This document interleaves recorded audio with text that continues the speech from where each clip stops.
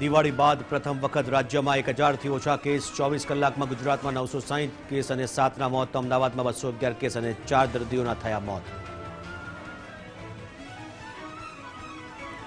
યુકેથી આવતી ફ્લાઇટના મુસાફરોએ હવે ફરજિયાત કરાવવો પડશે RT-PCR ટેસ્ટ। રિપોર્ટ નેગેટિવ આવશે તો પણ 7 દિવસ થવું પડશે ક્વોરન્ટાઇન।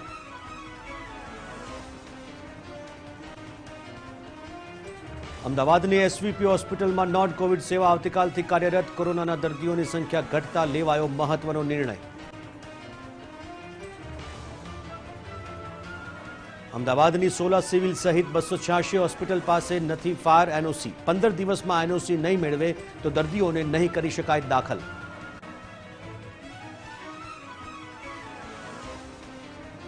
વાસણાના રાજયશ બિલ્ડિંગ પરથી જંપલાવીને ગણિતના શિક્ષકે જીવન ટૂંકાવ્યું। છેલ્લા કેટલાક સમયથી ડિપ્રેશનમાં હોવાનું અને સાયકિયાટ્રિસ્ટની લેતા હતા સારવાર। પોલીસે હાથ ધરી તપાસ।